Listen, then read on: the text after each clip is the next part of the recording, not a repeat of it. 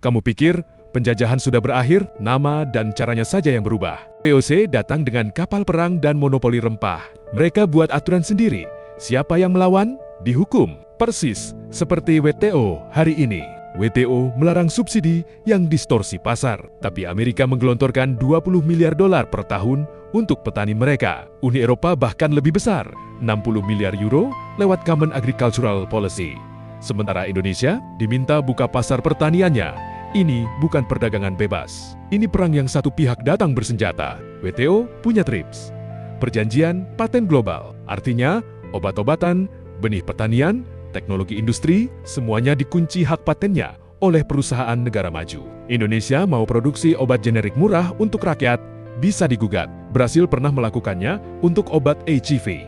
Langsung diancam sanksi dagang oleh Amerika. Ini bukan hukum, ini perlindungan kartel. China dan sejumlah negara maju kerap mengekspor produk dengan harga di bawah biaya produksi praktik yang dikenal sebagai dumping.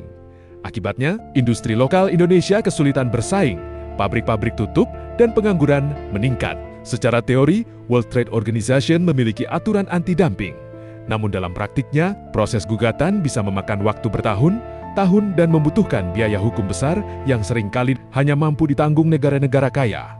Sementara proses itu berjalan, industri dalam negeri telanjur hancur. Indonesia merasakannya langsung tahun 1997. Saat krisis Asia, IMF dan WTO memaksa Indonesia membuka pasar finansial dan memotong subsidi rakyat. Hasilnya, rupiah hancur, kemiskinan meledak, 13 juta orang kehilangan pekerjaan dalam 1 tahun. Sementara institusi-institusi barat ini tidak menanggung 1 sen pun kerugiannya.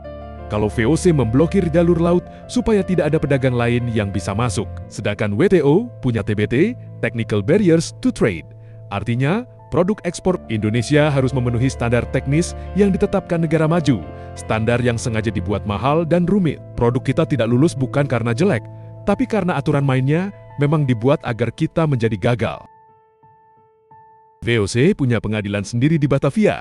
Hakim, jaksa, eksekutor, semuanya orang VOC. Siapa yang diadili? Bukan VOC. Dan WTO punya Dispute Settlement Body.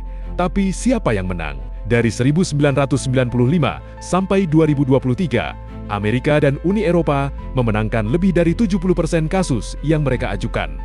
Negara berkembang kalah karena tidak punya tim hukum dan ratusan pengacara. VOC memonopoli rempah komoditas paling berharga abad ke-17.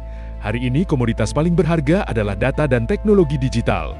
Siapa yang mengontrol platform global? Amerika. Siapa yang menetapkan aturan e-commerce di WTO? Amerika dan Eropa. Indonesia dengan 270 juta pengguna internet hanya menjadi pasar, bukan pemain.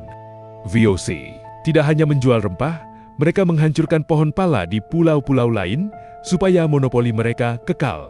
WTO melalui TRIPS tidak hanya melindungi paten, mereka mencegah transfer teknologi ke negara berkembang. Logikanya sama, bukan hanya ingin untung, mereka ingin memastikan kamu tidak pernah bisa menyusul mereka. Bedanya hanya satu, VOC jujur, mereka terang-terangan menjajah. WTO bersembunyi di balik kata multilateral dan free trade. Penjajahan modern lebih berbahaya karena kamu tidak sadar sedang dijajah. Kita harus memahami permainan ini, bukan untuk membenci dunia tetapi agar bisa bermain lebih cerdas di dalamnya, karena bangsa yang tidak memahami sejarahnya sendiri akan terus menjadi objek dalam sejarah bangsa lain. Follow untuk konten yang tidak akan kamu temukan di buku pelajaran.